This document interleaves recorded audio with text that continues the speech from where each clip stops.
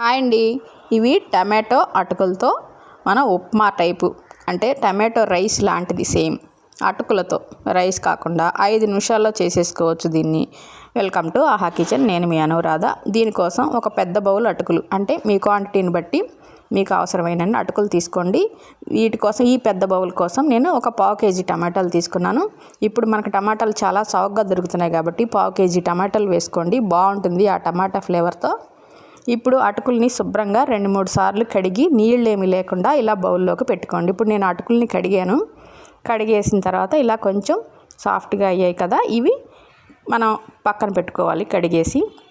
ఇప్పుడు టమాటాలని ముక్కలుగా తరిగేసి, ఈ టమాటాలతో పాటు 5-6 వెల్లుల్లి రేఖలు, ఒక చిన్న అల్లం ముక్క, ఇవి 2 కూడా వేసుకొని ఈ టమాటాలని మెత్తగా గ్రైండ్ చేసుకోండి మిక్సీ జార్లోకి వేసుకొని. ఈలోపు ఇంకా వీటికి ఇంకేం కావాలంటే సన్నగా తరిగిన ఉల్లిపాయలు, కొన్ని పచ్చిమిర్చి, కారానికి తగ్గట్టుగా కొత్తిమీర, బఠానీ కాయల నుంచి వలిసిన బఠానీలు, అవైతే మనం వేయగానే ఉడుకుతాయి కాబట్టి ఆ బఠానీలు అంతే.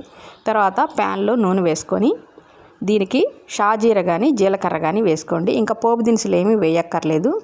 తర్వాత మీ కారానికి తగినన్ని పచ్చిమిర్చి కూడా వేసుకోండి. తర్వాత ఉల్లిపాయ వేసుకోండి.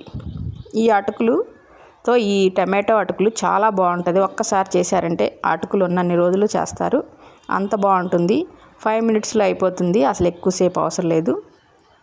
ఈ ఉల్లిపాయని ఎక్కువసేపు వేగక్కర్లేదు, కొంచెం క్రంచీగానే, అంటే సగం పచ్చిదనం పోయే వరకు వేపుకోండి, సరిపోతుంది.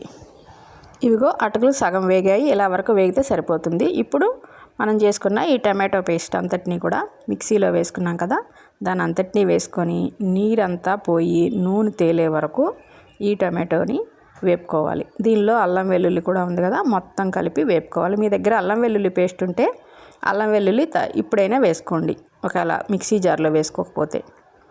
చూసారు కదా ఇంత నీరుగా ఉంది. ఇప్పుడు దీనిలో తగినంత ఉప్పు వేసుకోండి.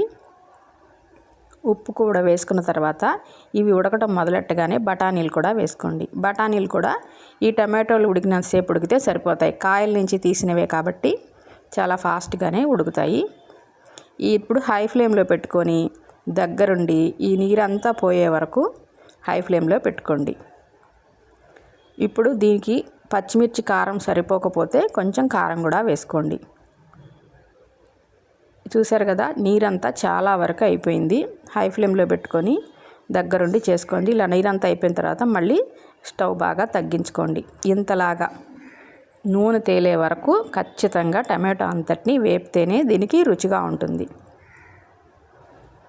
చూసారు కదా ఇలా బాగా వేగాలి, ఇంతలాగా నూనె కనపడే వరకు వేగాలి. ఇదిగో ఇంత దగ్గరికి అయిపోవాలి అంతా. ఇంత దగ్గరికి అయిపోయిన తర్వాత మనం కడిగి ఉంచుకున్న అటుకులంతటినీ వేసేయండి. ఈ టమాటోలు వేగడం ఒక్కటే మనకి ఆలస్యం, ఇంకా ఫాస్ట్గా అయిపోతుంది ఇది. ఇంకా దీన్ని అంతటినీ టమాటోలో కలిసేటట్టుగా వేపుకోండి. ఇది ముద్ద అయిపోదండి, చక్కగా చాలా పొడి పొడిగానే అవుతుంది. చూడటానికి అలా ముద్దలా అవుతుంది, కానీ తర్వాత మనం కలుపుకున్న కొద్దీ వేడి చేసినా కూడా అటుకులు ముద్దగా అవ్వు, పొడి పొడిగానే ఉంటాయి.